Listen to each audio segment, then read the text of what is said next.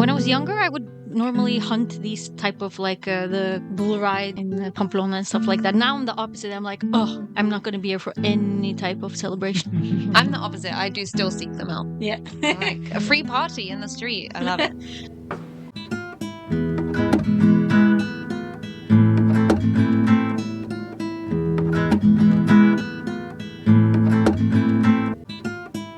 Hello, and welcome to Hispanophiles podcast, Travel in Spain with only half a brain, the podcast that is currently undergoing rehab for its patatas bravas addiction. On today's episode, we are going to be giving you the official top tips for how to travel in Spain on a shoestring budget, everything from accommodation to the best places to eat and drink.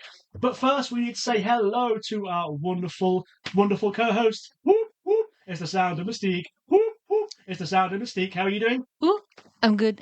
Thank you. Long time no see. And you know who said that? The dry fish to the other dry fish.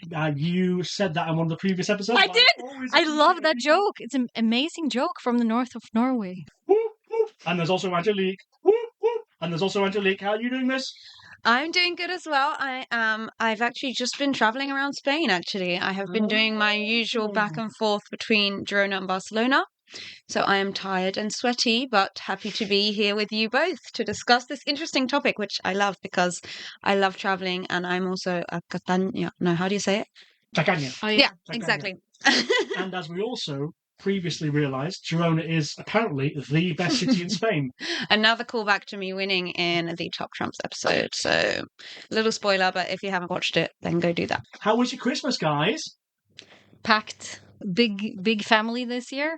We Go on. decided to merge our families. So I spent it with my grandparents. Yay! It was snowing a lot, so heavily. We ate together pork or lamb. Pork or lamb? Or lamb. You don't remember what you It's ate? two dishes that are fighting about being the best one. It was lamb this time. And I brought some Spanish sausage for them to share to bring a little contribution. Fantastic. And Angelique, how was yours? Yes, it was good. The first time that I haven't been back to England for a little while. Last couple of years I've been back to England, so this time I was like, no, I'm gonna chill. I've been back there enough recently. So first Spanish Christmas for Catalan, I should say. First Catalan Christmas in a while. What makes the differentiation between a Catalan Christmas and a Spanish Christmas? Because we cagad the tío, didn't we? Ran around in circles, just hitting it out and shitting those presents. What's your language? Shall we jump into a segment? Yes, we shall. I got a very new task this time. But I took the challenge and I have not a word for you. I have one news. Or one new. One new news. I found the Norwegian newspaper for Spain, which is called Spain Today. Spania I dag. So the title was 60% drive incorrectly at roundabouts in Spain. It says the Spanish police published another guide about how to drive in roundabouts. These measures came after earlier studies that show that 1 out of 10 deaths on the road comes from roundabouts, and that 60% don't manage to indicate how to use them. So the Guardia Civil shares a guide on how to use them. Are you listening? Yes. The main issue on what they are reminding the drivers are, if you're using the inner lane, because the inner lane indicates that you're gonna not jump out to the right, but you go a little bit more around, maybe straight, maybe to the left, then you must give way for cars in the outer lane. Okay, you have to watch yourself. You have to look in the mirror to the right and see who's there. Maybe even in the blind zone, there could be people. So you have to turn your head and then you look around the car. And also, when you leave the roundabout, you cannot drive straight from the inner lane. So you cannot drive inner, outer, straight to the right. You have to do it at one step at a time because people will get confused, and this is where the crashing happens. Yes. Yeah. I see. I've seen that happening, yeah. Yeah? Mm. And another thing that they didn't even mention that people are very lazy about, I would say, also in Norway, is that they don't use their blinking lights. In roundabouts, you're supposed to blink yourself in indicating if you're going to go into the inner lane or straight to the right. You take a straight right, then you blink the right indicator. And then when you're in the inner lane and you're going to go to the... Fuck, this is making me confused even. And you're going to go to the 60% outer. of Spaniards You have to are use dangerous the at roundabouts, indicator. That's but just 100% indicate. of Norwegians struggle. Yeah, so use the indicator. Blink those horns. I'm kidding. The lights. Okay, some facts about roundabouts. Let's go for it. First roundabout was built in 1976 in Mallorca.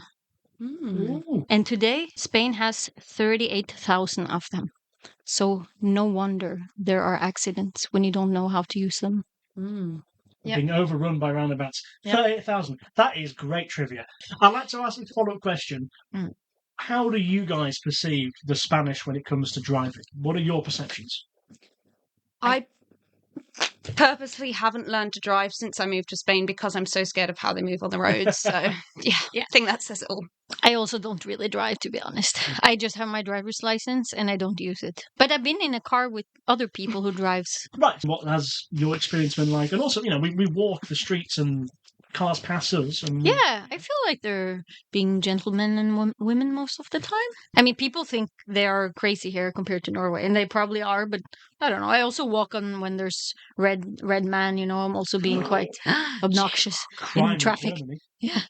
But what I notice is that they can actually still pass sometimes on a red light, even when, just if there's someone not walking. Like if there's nobody waiting there, I see the cars just keep driving, even though it's red.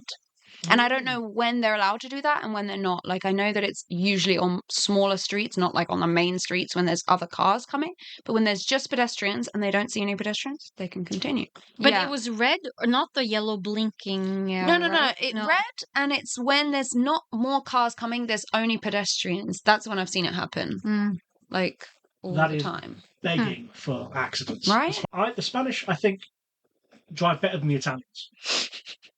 And the Russians, no shadow of a doubt, and my sister. Russians, but they are so passive aggressive. Like the Spanish use their horn so freaking much inside the car, like they do with their voice, basically, just like talking a lot, beeping a lot, very vocal, very soundy people.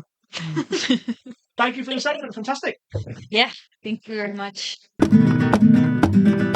Angelique, do you have any new vocabulary for us to enjoy this week? I do indeed. Yes, I see what you did there, Mystique. So I also went with kind of on theme.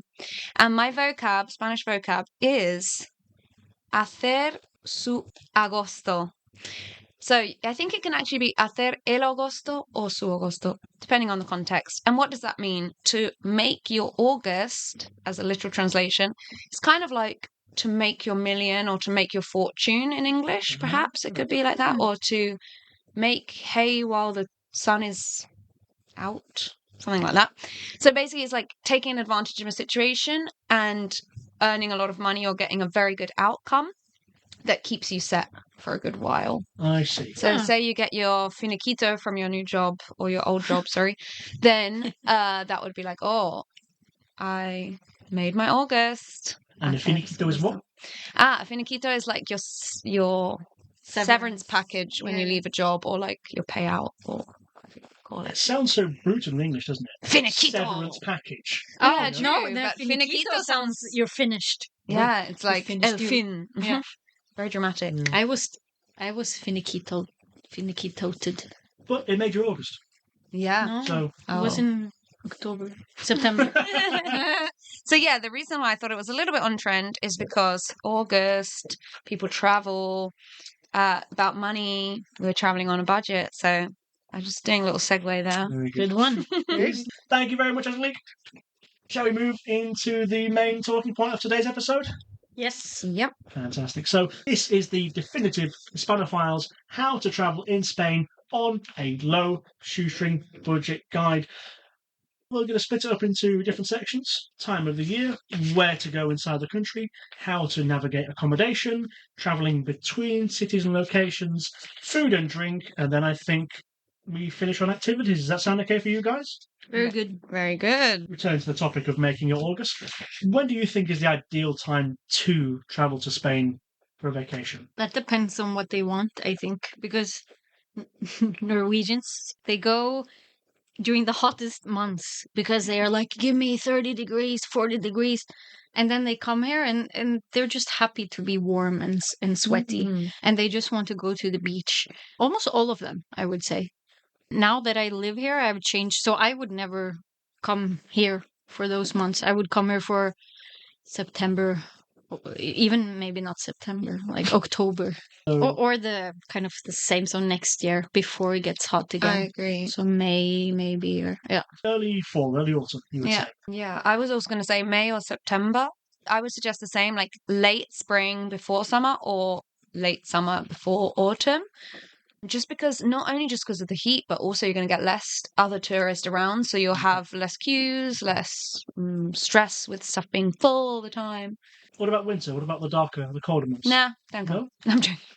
Well, For me, no. maybe it depends what I'm doing. If I'm just gonna go and watch buildings and sights, I don't mind traveling during winter because it's not snowing. So it wouldn't be hard to walk around in snow, for example. And I have warm clothes. I have so much wool here. I never get to use them even. So I couldn't go for winter, yeah. Okay. I say that because I think people always associate Spain with hot, sunny beaches. But you go inland in winter and people are not prepared for the cold weather. -0 in Burgos, Valladolid, Madrid, whatever. Yeah, exactly. I've been to Madrid in February and it was flipping cold and I didn't I didn't like it. I felt lied to. No, I'm joking. But yeah, personally, as someone who likes the heat, I would not come here in winter just because I also feel like if I'm gonna go to somewhere that and it's gonna be cold, I would rather it be like full on cold, like snow, like get those woolies out. However, if I'm gonna go to somewhere with nice beaches, then I wanna like burn myself on the sand. So we think not the peak of summer, not the peak of winter, on the fringe season. So spring and autumn, you would say. Yes. Yeah, I also tend to choose if I go traveling in winter to more Christmassy kind of places. Other than actual Christmas, you can also find some good deals if you want to get a Ryanair flight. Actually, buying them on Black Friday, even though that was several months ago now, but buying them on Black Friday is always a good deal. You can get some return flights, cheapest I ever got, $12.99 from London The to return flight. return flight, London to Girona, $12.99. Amazing. I have seen 15 euros, so this is cheaper than that. Let's But see. isn't Black Friday now? No, it was last No, November. because it's January now, Oh, Yeah, Misty. this is the January Yeah. sales that you're seeing now. oh. Very confused. I don't have a job, so I don't really know what month it is. Well, that brings us to a little bit of research I've done for this particular episode. Where to go and what season. So to think, how can we work out what is the best city to travel to in Spain on a very tight budget? My methodology to working this out. So I took 10 cities: Barcelona, Madrid, Valencia, Sevilla, Granada, Malaga, Zaragoza, Bilbao, Palma de Mallorca, and La Coruña. And on 3 different websites that were hostelworld.com, Trivago, and Airbnb, I looked for the total amount of available rooms for €25 or less for 4 dates across the year. 1 day each Season? in each quarter. So one in winter, spring, summer, and autumn. And I think it was the penultimate weekend of the second month in the quarter in question. So I looked for a total number of €25 because I think that's probably a good max Per night. per Yeah. night you want to pay if you're on a budget. Yeah. As many as I could find on each of these sites, averaged it for the city in question. But of course, that will always favour the bigger cities because there just will be more options in Madrid and Barcelona. But the point is to find, in relative terms, which is the cheaper city to go to. So once I took all that information together, I divided it by the population size of the city, as according to Wikipedia, and then I multiplied that by 1 million in order to get a workable integer figure. And the results right now, if you're watching on YouTube, I will put the table up on the screen so you can see it. Of those 10 cities, can you try and guess which were the top 3 in terms of availability of cheap accommodation throughout the course of the year? Valencia. Malaga. Is one of them. Valencia is one of them. Yes. Malaga? Malaga came 6th. Oh. But you're in the right comunidad. Wait, what are the? Sevilla. Sevilla was number 3. Valencia was number 2. Which was number 1 Oh, Barcelona. in Andalusia? Oh, still down. Okay. I don't remember where I've been. Bingo. Granada. Bingo. Nice. Granada was by far the city with the most amount of options across the year for €25 per night or less. Because they have the caves, very cheap caves, without electricity, but you can still go there. Have you ever stayed in a cave house? Just for flamenco for 1.5 hours for the show. Very nice. Yep. So, from bottom to top, Palma, the coefficient was 1.2, La Coruña 1.7. Then you've got a few of the big ones together: Madrid, Barcelona, Malaga 2.1, 2.2, 2.8, and Zaragoza at 3. So those are the bulk of them all together. Number 4 on the list, Bilbao at 4.6. So that's quite a jump from Zaragoza at 3. Sevilla 6.9. Valencia 9.2. And then way out in front, Granada at 21.5. So by far, the cheapest city that we recommend here at Hispanophiles for you to visit if you're travelling and want to see something nice on a budget in Spain. Granada takes the biscuit. Woo! A couple of things I will say on this particular analysis. Madrid. On Airbnb, there are loads of people who live in Aranjuez, Getafe, Alcorcón, these cities, who would list their location as in Madrid. Because it's a bit of a sprawling city, it wasn't clear where it ended. So I deliberately multiplied Madrid by 0.75 to kind of reduce, to make it a bit more reasonable. Because I lived in the south and in Barcelona, am I being bigoted against Madrid? Yes, correct. Nevertheless, I thought it was an appropriate step to make. And the other thing was the Andalusian cities in May, they dropped notably in availability. Why do you guys think that might be? Because it starts getting warmer. But there was more availability below €25 in August. So why was May less available under the sea? Oh, I see. There must be something happening. Yes, there is. I was gonna say you have to take in consideration for holidays and Bingo. stuff like that. La Feria. That's what I said. I see. The Andalusians are aware of how beautiful, how popular their festivities are in around La Feria, and prices go up. Simple as that. Yeah. True. Dirty capitalists. Never mind. That's one thing I think as well, which you didn't mention in the first section. When you are going to go to Spain or any other country, do your research with regards to what local celebrations are taking place, because that will affect your experience. And stay away from them, because it will be so crowded. When I was younger, I would normally hunt these type of the bull ride in Pamplona and stuff like that. Now I'm the opposite. I'm like, oh, I'm not going to be here for any type of celebration. I'm the opposite. I do still seek them out. Yeah. Like a free party in the street. I love it. Yeah, it depends who I go with, actually. But I think if mid-30s plus, when you can spend a little bit more on something that's more elaborate for your vacation, then you can afford to get something decent during San Fermin, La Tomatina, Las Fallas, whatever. If you just want to go somewhere on a tight budget, then better to avoid those events, as thrilling as they undoubtedly are, I would say. See, I would argue that perhaps you could spend a little bit more on the flight, but you would save a lot of budget because you have a lot of free activities and you don't have to pay for entertainment. Because, for example, I did that in Tenerife. I went during what's it called now? Carnival in end of February, beginning of March. And we didn't have to pay for any nightlife, clubs, anything like that, because there was free street parties every day and it was still warm enough to be outside.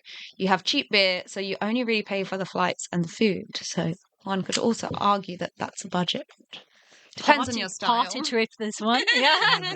I'm getting old. So, guys, let me ask you the obvious question. I think one of 3 main ways you can save money when you're traveling on a budget. The first one is accommodation. How do you guys, or how have you in the past, gone about finding a cheap place to stay? Hostels have always been the one, but now that I'm a bit older, I I have a certain prerequisites. Mm-hmm.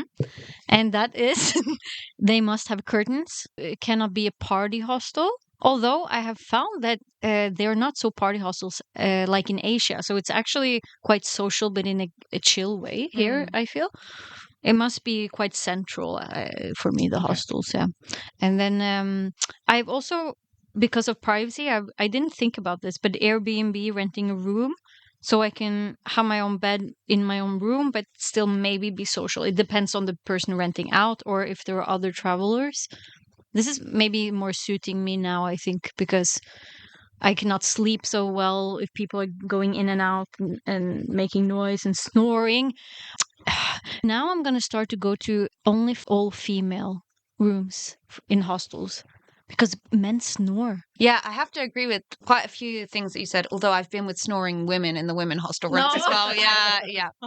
But yeah, I definitely agree. My main go-to is hostels. I actually rarely use Airbnb because I feel like the fees sometimes lie, then you end up with all these secret fees. And I usually travel alone, so it like if I'm traveling with someone, maybe it makes more sense. But traveling alone, I usually go to hostels. The main tips I would give, I also try to go smallest room as possible, female only for the relative price. But I have also done the most I've done in Spain, I think, was 8. And it was also mixed, and I had a good experience. All the times I've been in Spain, which has been in Barcelona, Seville, or Granada, these like in hostels, I mean, has always been a really positive experience. In fact, I had 2 that I wanted to shout out. One of them was Joy Hostel in Seville, just next to the Setas de Sevilla. It's really close by, so it's very central. It's near a tourist attraction. Yeah, it was a really good price. Very clean rooms, a very nice chill vibe downstairs, like nice decor, a big, huge building. Like it was really nice, and like the vibe was good. And then in Granada, which was also one of the cheapest hostels, going back to what you mentioned, was the Granada Old Town Hostel. This woman in reception, she is my bestie. She was such a cute, like, sweetheart. And the place was, yeah, again, clean. It was a small room. I was sharing with this older lady, actually, who was a cyclist. She was like, I think in her 60s. She was cycling around Spain like a legend. And she was so lovely. And we were just the 2 of us in a 4-bed place. And yeah, one of the best experiences I had was also in Granada. So shout out to Granada. And yeah, the tip I was going to say, sorry, was to look at the reviews. That at the end of the day, the prices and the pictures is one thing, but the main thing, especially for hostels, look at the reviews and you'll be able to get an idea of what people actually go through there. You know, I'm about to ask you now. Your crazy hostel stories. You tell us your crazy hostel story. Well, this is wilder stories. They're all in Asia, not in Spain. Yes, Yeah. My wildest Yeah. hostel story is also outside of Yeah. Spain. That's a good thing though, listeners. Like True. your Spain Yeah, hostel true. experiences hopefully won't do too bad. In fact, my I think highlight hostel moment from Spain is actually a good story, not a bad one. But basically I planned the trip with 2 friends. And 1 week before, one of them had to cancel, I think something to do with her kids. The day before, another one had to cancel because she was unwell. So I ended up going to Seville on my own in this 4-bed dormitory for women only. Well, obviously 3 of us were in the same room, and because there was 3, there was like they didn't put any other people in there. So basically, I paid like 15 euros a night, and I had my own room to myself. Yeah. I mean, it was a bit sad my friends weren't there, but I didn't care too much. So there's a tip: have friends that have problems that they need to flake out on the trip, and go for yourself and save money. Fantastic. I don't. Well, no, it's not a story. It's just I guess, a weird thing that they do apparently, because it was a 5-bedroom, 5-bed dorm room, and then they just place this bed in the middle of the room with no privacy. So all of us gets like curtain, everything, and then there's just this person sleeping in the middle of the room like it's his private bedroom, but it's not really. Isn't that weird? Oh, I've never seen that before. No, I've never seen that before until here. Hmm. And you can peek on them, but they can't peek on you. So. You I was going to say, as the old Spanish tourism board slogan goes, Spain is different. So, the albergue system. So albergue, I think, is basically just a hostel, but it is a little more specific because, generally speaking, every good-sized city and town in Spain will have an albergue that I think is at least part managed publicly. The idea, and this comes from the Camino de Santiago, so having these places where you can literally just turn up, pay for 1 bed, no privacy, no luxury, nothing whatsoever, but a shower, a toilet, you can freshen yourself up, you can put your bag down, sleep, and then carry on next day. Often don't need to reserve, huge amount of availability, and very, very flexible and affordable. And this is bit of a tradition across Spain. So, generally speaking, you will find a youth albergue in every single city. Not generally speaking, the place we talked about party hostels. That isn't normally the vibe in albergues, I would say. So, if that's what you're looking for, not the best place to go. But if money is the biggest issue, then definitely the thing I think you should go to first. What are your thoughts on couch surfing, guys? No. No. I mean, I'm even very picky when it comes to choosing an Airbnb with a man, like being the only host. I don't know. And also, I looked onto the Airbnb, and I want there to be a safety or a lock or something on the door, so I can put my stuff there and lock it. So for that reason, I would not surf couch surf. Okay. I agree. I also have never done it and probably never would because I would just choose the hostel option. Yeah. But about the safety, I just remembered always bring a padlock with you because some hostels will have like ones with a code or whatever, but often, especially in the older ones, you'll need a padlock, and sometimes you can buy them there, but you'll save yourself so much money if you just bring a padlock with you all the time. Very true. I always forget it. Yes, same. I bought like 3 because I don't follow my own advice. If anybody has just arrived to Spain and they need to buy a padlock, where would you get one? I thought about it. I thought like TGR, could they have Flying Tiger? Could they have because it's usually around. Here I would go to Leroy Merlin. I just went to the local bazaar and just got like the Very cheapest one, true, but very maybe true. like everyone else local is getting the bazaar. same one, and then all the keys fit each other, and actually I could be stolen from. So maybe don't follow that advice. But they're cheap, so we're looking at a budget. Cheap padlock might get broken into, but Very it was true. cheap. Actually, go to the bazaar. I ask that because I think it's one of the things when you move to a new country, in your own country, wherever you're from, you think, I need to buy, think of random thing, envelopes. Yeah. We know instinctively WH Smith. You know where to go. Yeah. But then you think, okay, in a new country, I need to buy rubber bands. Like, where would I go to get that? Like, the supermarket wouldn't have that. No, I had this problem in Bilbao because I forgot it. I didn't ask the hostel first, but I went to El Corte Inglés, and she said that they didn't have it, but I never believed them. Yeah. So if I would have gone up, I would have found it. I'm 100% sure. But I went to the hostel and they had it, and I decided just not to buy it and take the chance. And no one stole anything. Yay! The Spanish treat each other well. They're good people. Travelling between cities. Now, I won't discuss here plane travel and car rentals. I didn't want to discuss plane travel getting to Spain because it's sort of a little bit redundant because we don't know where listeners will be coming from. If you're coming from the Bahamas, you're going to be paying a lot. Why would that be the first thing that comes to my head? I don't know. If you live in the Bahamas, why would you be coming to Spain? It's that pina colada I had before I came here. You're going to be paying a lot of money regardless. So, car rental as well, I think, is something that is a little bit beyond the scope of the idea of cheap travel. But then, of course, you've got BlaBlaCar, which is the preferred car. What do you call it? Carpooling? Car sharing, carpooling. Yeah. Okay. What do you guys make of that as an option? Never tried it. You never? No. So I only tried it once. It was actually the second time I'd booked a ride. The first time was because I stayed over too late in Barcelona and there was no public transport back to Girona, where I was living at the time. Booked a BlaBlaCar.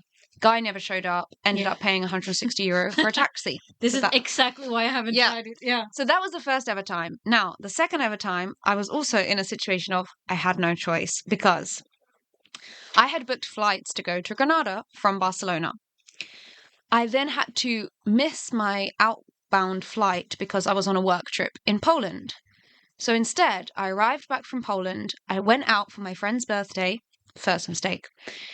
I was planning to wake up at 5 a.m. because my work had kindly, because of making me miss one day of my trip, they had kindly booked me a train ticket leaving from Barcelona Sands at, I think it was like 5:54 a.m. or something really random and specific. So they'd paid for this train journey, and me at the time with my friend's birthday, I was like, yeah, I'll be up at 5, it's fine. Went to sleep, put on my alarm, completely slept over it, woke up 4 minutes before the train departed, which clearly I did not have time to get dressed and get to the train station. So I'd missed my flight, I'd missed my train, I now had a hostel and people waiting for me in Granada, and I was still in Barcelona. So I decided for the second ever time to use BlaBlaCar. I managed to find one, but what happened is it was 5 a.m. and this was meant to leave at 9 a.m. and the guy was not responding. So I was like, well, how do I know if it's like this is my only chance? I just have to try. Finally, he responded. He said, yes, I can pick you up. He gave me this random junction. Like it wasn't even a place. It was just the crossing between two roads. Meet on the corner of this. It wasn't until I got there I realized there's actually 4 different corners because it's a huge road. So you could be stopping at any corner. Anyway, I look what vehicle he has. I don't know anything about cars. So I was like, what's this? I don't know, Citroen, blah, blah, blah. Looked it up.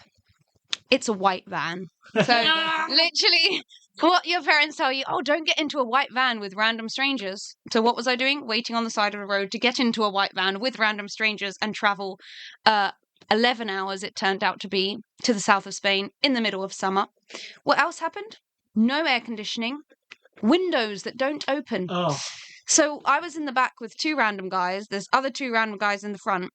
So we're 3 people squished together, and the guy goes, oh, yeah, the windows don't open, by the way.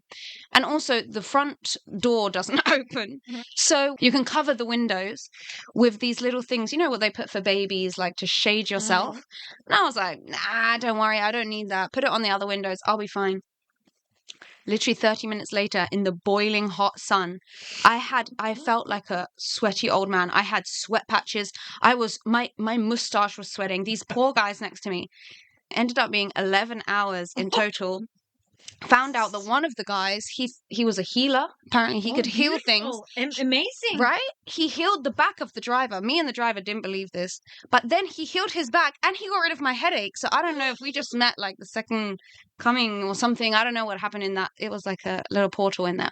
Was it Kenneth Copeland? Was he a televangelist? He was. I don't even remember his name, the guy who healed me. Maybe he was just a figment of my imagination from all the heat stroke I was having. But anyway, we finally arrived 11 hours later, and I managed to make the dinner with my friends and go to my lovely hostel with my little best mate. So I have to say, positive for I think it was like €40 to get all the way down there, and definitely worth it. So you've got to fight for your right to party. And I did. I will say BlaBlaCar is never my go-to because it's not always that reliable. That's the thing. But on a bunch of occasions, I found myself on one Sunday afternoon, discovered there is no train, there is no bus, how am I going to get back to work tomorrow? And BlaBlaCar has saved my life. And the last time, I was in Asturias, the far north of Spain, watching a football game that finished at about 6:30 in the evening, and I had work in Barcelona the next day at 9 a.m. And a BlaBlaCar, I think I got it at 8 p.m. And we stopped in the wonderful wine city of Logroño, where, of all people, Angelique's flatmate got into the car because we were making various stops. So. Super random. Yeah, they both came back like, never guess who I just saw in my BlaBlaCar. And I'm like, how am I going to guess that? That's so funny. No, BlaBlaCar affordable. It is. You get a good price in terms of per kilometre what you pay, and it will be probably in many cases even quicker than the train if you don't have to make too many stops on the train. But it can just be a little bit of nerve-wracking, I think, because you're in someone's car, but not always that reliable, I would say. Are they rated? I was just about to say, I would also say reviews. Yeah, I wouldn't trust a non-reviewed person. No, although I have on my bucket list to hitchhike. So I want to do it, actually. And that's worse than BlaBlaCar, but I will do it one day. Please be careful. Mystic, please be careful. Yes. Let's talk about rail. The rail service across Spain. The national operator is... Renfe. Which stands for... Rail... Already wrong. Red Nacional de los Ferrocarriles Españoles. Claro. Simple one there. There are some privately owned operators across the country, but generally speaking, Renfe.com should be your first point of call for any rail travel booking across the country. Spain has a really, really good network coverage across the whole country, and regional lines that are very, very good and cheap. Now, it is, of course, better to book in advance because if you travel on the day, get to a train station, there's often not any availability. Things will be booked up. But the problem with Renfe, and then if you guys know this, is it's not always clear how early tickets go on sale. You can be 3 weeks before your scheduled departure date and they still haven't put the tickets online yet. This is a common problem you have to deal with when you come to Spain. I don't know why this is the case, but the good thing, children under 4 travel free. I don't know who will be traveling on budget with children, but it's very possible. But you still have to reserve them. You have to get the under 4 ticket. You don't pay for it, but you have to get it. And they can't take up a separate seat. They have to be on your lap. Angelique pulled a really shocked, disgusted face there. Britain, you would pay for that damn child, I'm sure. Yeah, that's true. No, that's true. I was just thinking having a 4-year-old child on my lap sounds heavy, but anyway, I don't have kids, so I don't know. Or a 9-year-old. Or I don't know what a child is. Nine? Small adult? Your Don't- child. Yeah. You, generally speaking, have a 25 kilogram baggage limit when you get on Renfe, but I've never seen anybody being checked for that. They'll scan your bag if you get on, I think, some of the high-speed ones, but I've never seen From them wait. Madrid, yeah, true. So From the that's high-speed what ones, yeah, yeah. okay, no. There are some options for the backpackers, that sort of thing, the Euro trippers, Eurail and Spain Pass. There you can get discounts on certain routes in advance, but you still need to reserve them. So you get this pass, it allows you to travel with discounts, but it doesn't mean you can just get this pass and get on any random damn train and expect the conductor to be okay with it. You still have to reserve your seats. How much does it cost to travel in Spain? So Euronews conducted a fantastic survey comparing fares for single and return for, I think it was 26 European countries, looking at, on average, from the capital to a town 80 kilometres away, purchased on the day of travel and 4 weeks in advance, and it compared that for all of the European nations. Madrid to El Romeral, which is a town I've never heard of, it was €12.70 for a single and 20.3 for a return. Pretty good. That came out as 12 cents per kilometre. The only countries that were cheaper were the Eastern European markets, Greece, Italy, and Portugal. The interesting thing is Euronews found no difference, no financial benefit to booking in advance. And this appears to be a British thing in their research. You know, the Brits try to incentivize booking ahead of time by offering a discount compared to what you'll pay on the day. That appears not to be the norm in many other European markets. You never plan anything here. Yeah, I was about to say that sounds very understandable, honestly, living in Spain. Like the British want to be early for everything, get everything planned. Spain is like mañana. Like literally, I will buy my train ticket mañana for today. Yeah. I don't know how people can live like that. I know I am, of our friendship group, one of the most keen organisers to a fault, and I'm aware of that. Yeah. I'll be stood at a bus stop and I'll be stressed thinking I've missed the bus when it's 10 minutes away from the departure time and it isn't there yet. I have to say that's one of the only negative things I would say about traveling inside of Spain. I think price-wise, compared to a lot of places I've been in Europe, I would say incredibly much cheaper. However, not very well organized, I would say. Like it's hard to find information. For example, on Google Maps, it doesn't always show you the actual trains.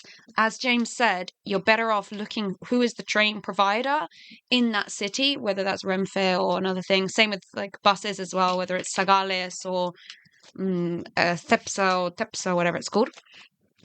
Looking on there, and then you will find the most up-to-date ones. Personally, in Barcelona area for the surrounding areas, I travel a lot from Girona to Barcelona, and I use the Rodalies app because it seems to be the most up to date. However, even these apps, they don't show if like the train's running late or not. Like that, you just no, that would be amazing. So then there's no reason to use it. Google is better.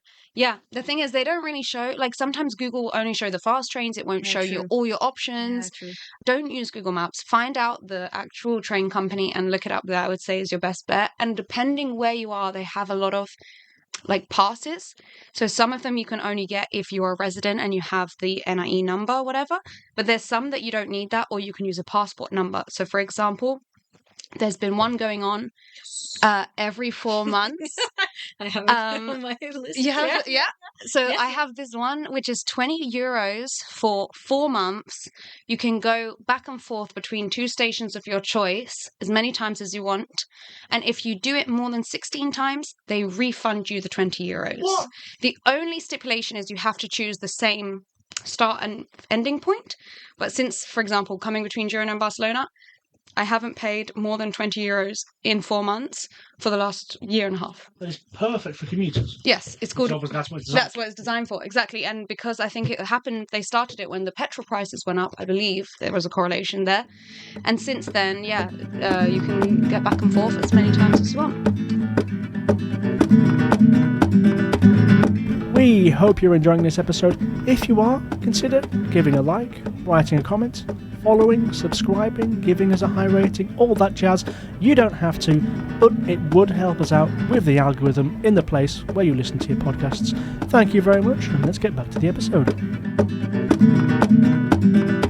So the Spanish rail system clearly has its champions, works very, very well and is affordable, but it has a big competitor in the form of coach travel.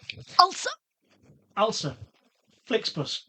Can you name any more, Angelique? Oh yeah, Flixbus, I've heard of. Yeah, Sagales, Tepsa, there's another one like that. Megabus, Operations Spain. Yeah. Spain's road network has been something the country has really invested in since the Franco era. You can go a long distance on the €20 coach ticket, and this is my preferred way of travel. I love, and this is one of the reasons why I think it's a good thing to recommend for people travelling on a budget, because it's longer, a coach journey. You kind of overnight it. You pay one fewer night's worth of accommodation by travelling through the night on a coach. Yes, maybe not as comfortable as getting to a place straight away on train, but if your priority is making your dollar go further, that's one of the things I love doing.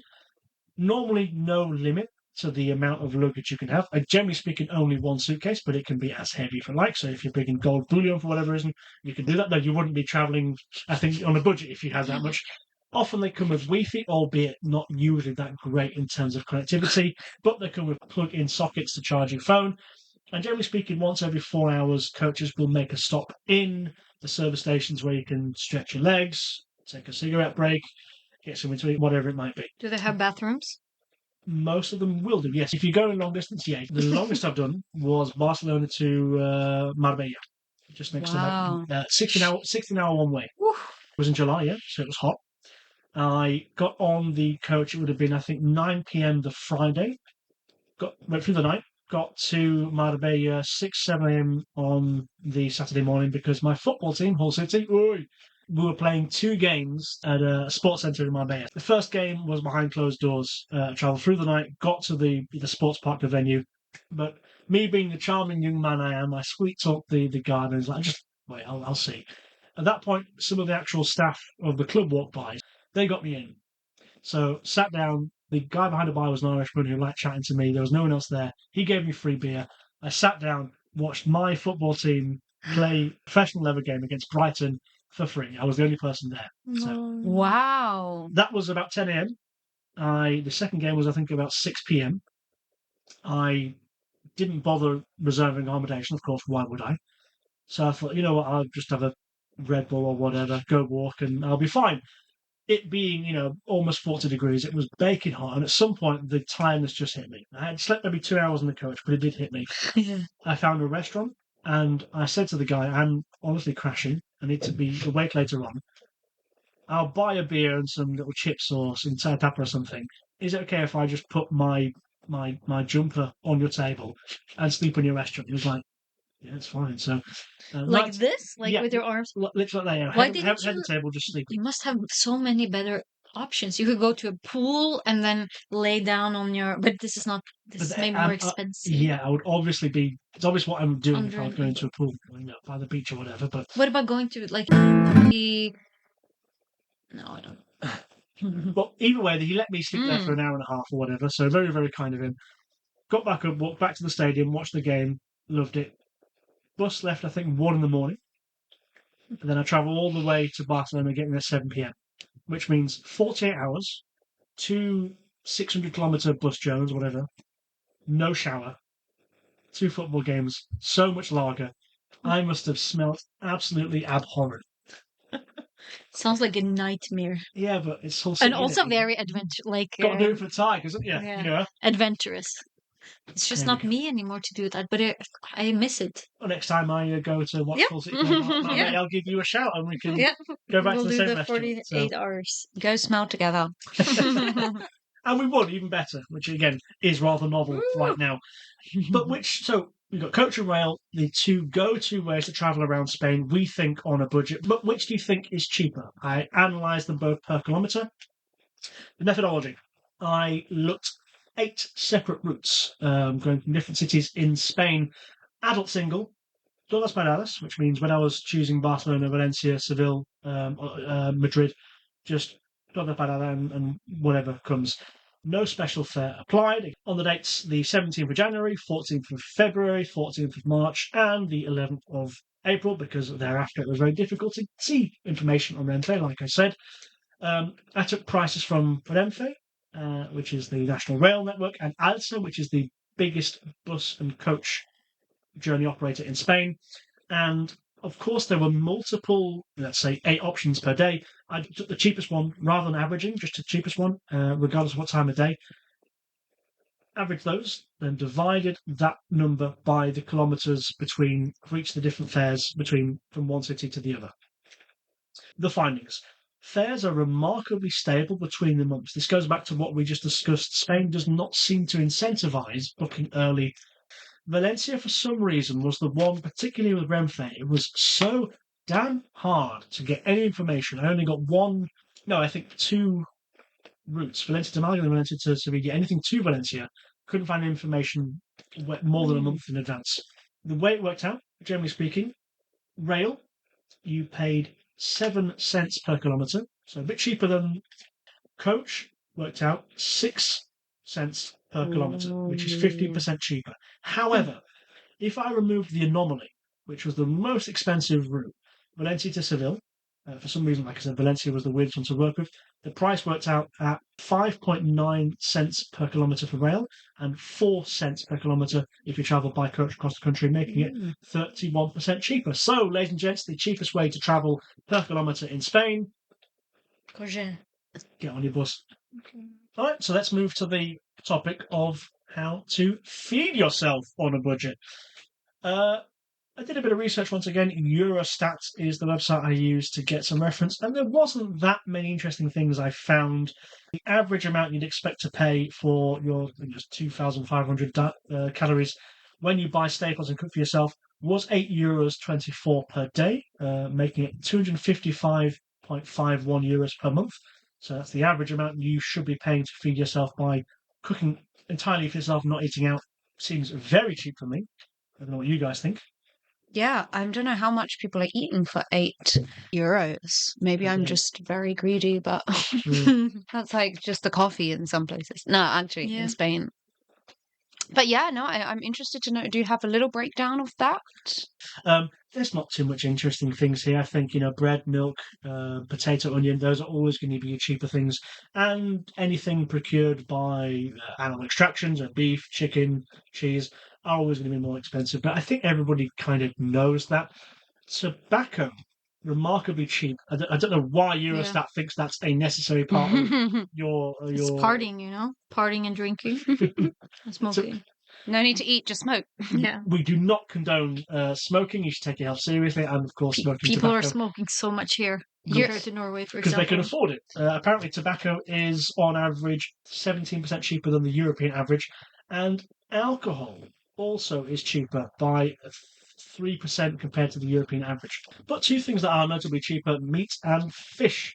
And about 10% cheaper on average per kilogram than you would expect to pay in other European nations. So, but it's not too much, I think we can really say on that. I would, however, like to hear how you guys think approaching eating in restaurants on a budget can be managed, because we have many foodies out there. We enjoy going for some good food together, because it's a bit of a stereotype that wherever you go, the local restaurateurs, bar owners, whatever, are going to rip off tourists. Has that been your experience in Spain? Do you think that's what they do a lot? So I just want to preface this by saying now I realize you were talking about groceries before with the €8. I was thinking about eating out because when I'm traveling, I never cook. Like I barely cook when I'm at home. So if I'm traveling, that didn't even cross my mind. Now I understand. Yeah, €8 for groceries, probably I could get by. So yes, I can definitely speak on the restaurant thing. And again, I would say it comes down to reviews to answer your question as well. Some restaurants charging you more because of being tourists or how to find a good deal in terms of the quality. again, I would just go to either Google reviews or whatever app you use. When I used to be vegan, I would use Happy Cow, I think it was called. And there you get a nice breakdown, not just of like if people liked it, but like the average price per time visit, you could say. And that's usually the way I choose. Like I'm pretty like picky with my pricing. Like I never go to like high end places, but I always manage to find like some nice kind of like more family run, like smaller restaurants. I would usually go to a smaller one because you're probably going to get better food for the money that you pay than going to a bigger or chain. Just always stay away from the big shopping streets and the restaurants there because there are always tourists there. And then I use on Google Maps the variable of the dollars from 1 to 2 if I want to find the cheapest one around. I usually cook also in the hostel or in the Airbnb for breakfast. I always do that. Yeah, there's an app also called The Fork. So you can go on there. You can see on the map, it looks like Google Map, but you can see the restaurants that are around if they have discounts or not. I went to this seafood chain thing here that has fresh seafood, and you pay it by the kilo. 50% off with the discount from the Fork. So we ate like kings, and it was also alcohol included, I think. And the last trick in the box is if you want something that feels close to home and you don't want to risk it, you're sick of all the tapas and stuff, you can go to McDonald's. Here they have a secret menu for people who likes cheap stuff, and we don't have this in Norway actually. You're right. I Yeah. always choose the secret menu too. And it's called Menu for You. It's like you can get a double cheese menu or simple cheese, and with or without a little ice cream for 3.50. This is pretty good. So Hispanophiles' top tip for travelling on a budget in Spain: McDonald's. Let me repeat that, guys. McDonald's. I have to agree, though, in the sense that there is people that will do that anyway, but you should know about the menu for you because I've been to many European countries, and I would admittedly say I usually, at least once during the trip, will go for an emergency McDonald's. Yeah. However, I have not seen this menu in other countries, so try out the menu for you. Yeah. The other thing I was going to say, don't forget that in some parts of Spain, you get free tapas with your drinks. That doesn't go for all of it. Sorry. Towards this topic, shall we? This is an interesting one, I think. So, love the enthusiasm for one of the world's most highly rated employers and restaurants. But going back to the idea of a local small family-run restaurant, I think €4 and below is a good tapa. I think anything above, you may be being ripped off a little bit. And I think I'm very good at spotting these kind of hole-in-the-wall good places where you can have something that's relatively cheap, a pincho, a tapa, that is decent food and not going to rip you off. But I want to know what you guys think. How do you spot a good restaurant? What do they look like? I don't actually judge the restaurant necessarily. I more judge the people, both the other diners, like how they're reacting, how they look, and also the staff. And when I say judge, I don't mean it in like them themselves. I mean like 3 out of 10, that one. their demeanor, maybe the way they greet you, like if they don't seem too pushy. I'm a people person, so in general, if someone can just seem nice and friendly and I trust them, maybe to my own demise sometimes, but if I feel like I trust them, I'm like, yeah, I'll try your little, I don't know, spinach tart or whatever it might be because I get a good vibe from the person. And 9 times out of 10, that's worked out in these type of small kind of family restaurants. Just getting the vibes. Okay. My Criteria. My criteria, yes, there we go. Number 1, wooden stools next to the bar. And preferably a wooden counter if possible. Number 2, tiles on the floor and wall. And number 3, small, preferably black and white photos of something inside the city all across the walls as well. This is a Are good these thing. good? Yeah. Good or bad? Yeah. Good signs. That's indicative of like it's, Really? a reasonable place, I think.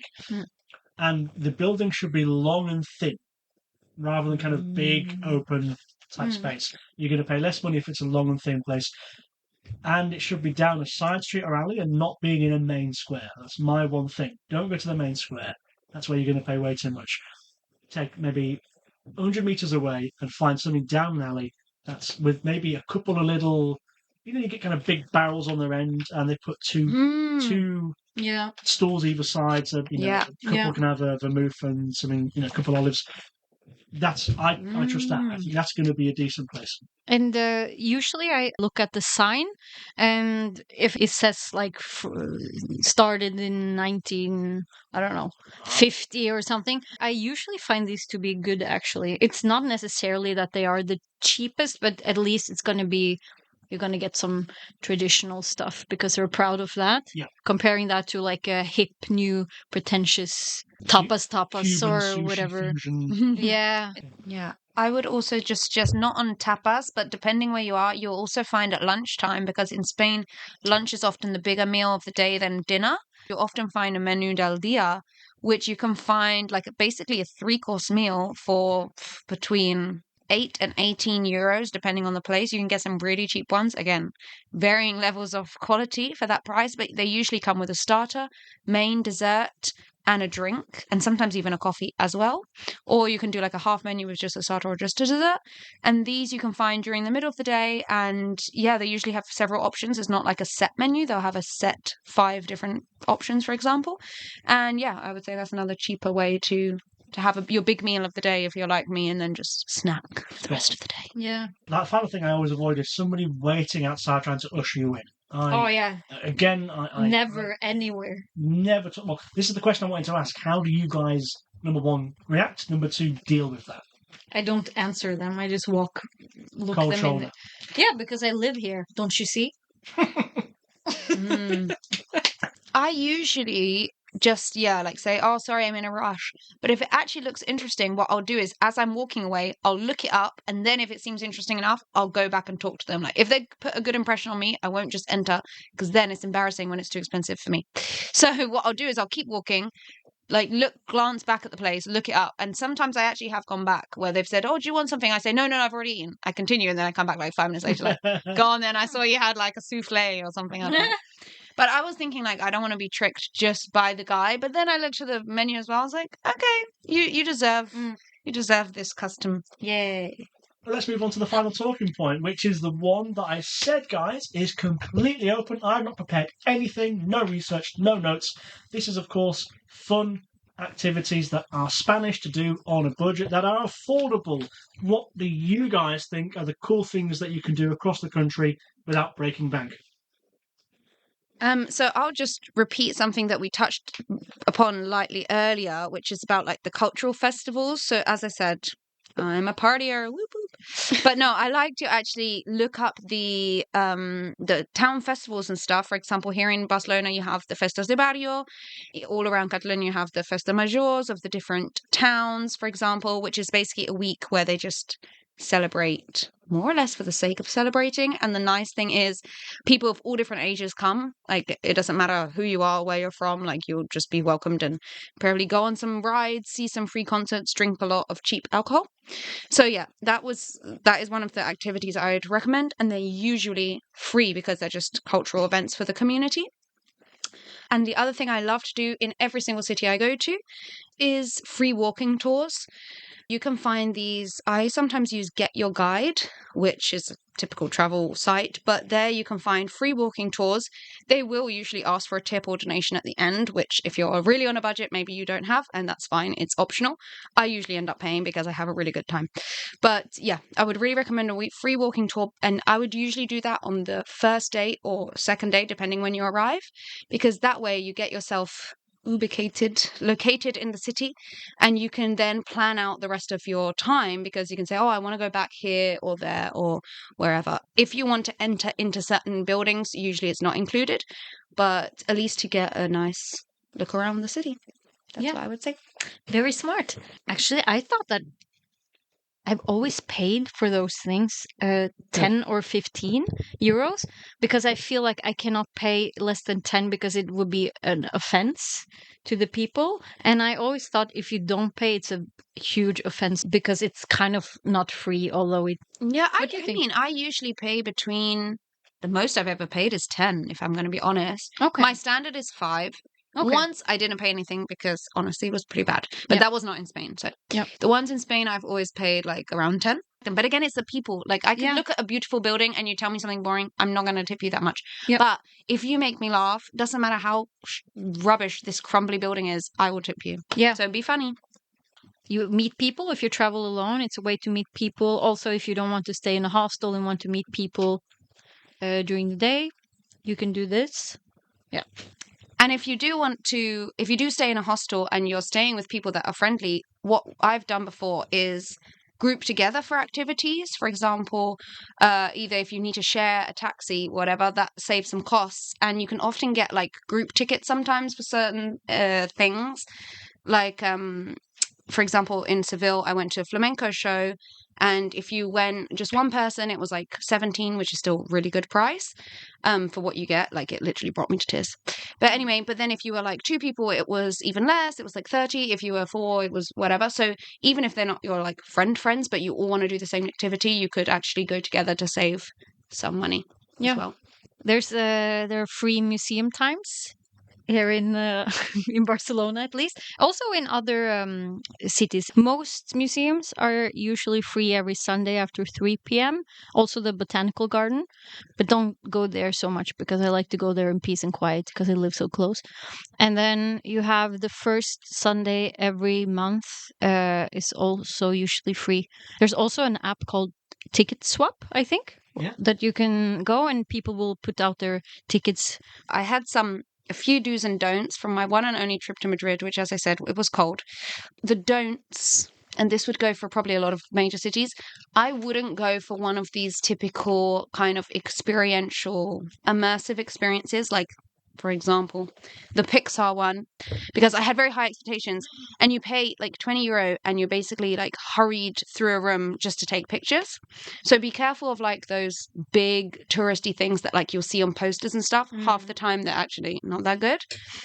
What we did do in Madrid, though, is we tried to go to almost all of the parks, or at least the big ones. So we literally just went to Google Maps, looked where you see a green square, and then made a little route and planned out to go to each of them. And in the Retiro Park, you can go on boats for around €8, or even like little tricycle things for around 14. Now, my final tip, which is a little strange and a little geeky. However, if you like Pokemons, I would suggest in any Spanish city you go to, open up your Pokemon Go, because you'll end up walking a lot, seeing a lot, and on the Pokemon map, I know this because my partner is a geek and he had his Pokemon Go open in Madrid, and he was not the only one. We went to Park de Retiro and we would see groups of young guys standing together looking like thugs, but if you look over their shoulder, there is no weapons, there is Pokemon Go apps. And there they are in little groups searching these Pokemons and squiggling. You see them squiggling their little finger on the phone.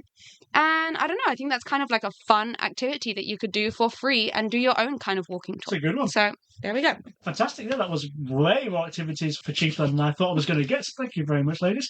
And on the final closing point, I would like you guys to help me define what is going to be a challenge for myself in a new episode coming up.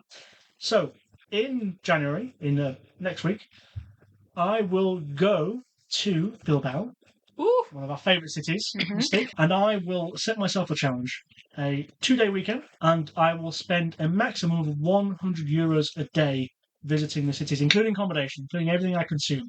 Doesn't include getting to and from, because the idea is once you're there, how do you do it for cheap? So the challenge being, I can spend a maximum of €100 per day, including everything, and I want you guys to help me define a list of things I have to do during that weekend. So I'll read you what I've got so far, and I want to see if you guys can add things to it. Okay. Number 1, get drunk. Of course. Number 2, spend at least 10 minutes dancing. That is to say, I have to kind of go out to a bar at some point. Buy one souvenir, one activity, visit at least one museum, eat a local delicacy, drink a local delicacy, take a selfie in front of a local monument, and then learn a local phrase. In this case, it will be in Euskera, in Basque. Is there anything you guys, I think, should add to that list to make it more challenging for me to get the most out of my cheap weekend away? Meet a local friend, like someone you like and actually want to keep contact with, like you exchange contact information. Okay, that's a good one. Make a local friend and get Instagram. Yeah. Get someone's Instagram. Oh, yeah, fantastic. get a new listener. But it has to be someone that you think like, wow, like if we lived in the same city, we would actually hang out. So networking. Yeah. And networking. Okay, let's put Yeah. that down. Networking. You said get someone to subscribe That to person. Hispanophiles. One. One subscriber. I like that actually. I have Yeah. actually a free tip for you. The Museum of Fine Arts of Bilbao is free. I've not been. Oh, I there we have go. not been either, and I was Nice. there, but I didn't have time. Do you want to come with me? Yes. Right. Very good. Yeah. I think we've completed the list. No, one more. Go on. I don't know how the views are there, but I always like to try and see either a sunrise or a sunset Oh, in maybe not nature, because in a city sometimes it's hard, but at least I don't know, at least a good view, either a skyline or a park, but see some beautiful sunset pics, and I want to see the pic or All the right. sunrise. Okay. Done. Done. And I think that's the episode, guys. Thank you very, very much for your time. Bye-bye. Thank you so much for your time. Thank you so much for your time. Pleasure was all mine. I promise you, ladies. Thank you for this, and thank you for you as well for listening. And we'll see you once again soon. Bye-bye.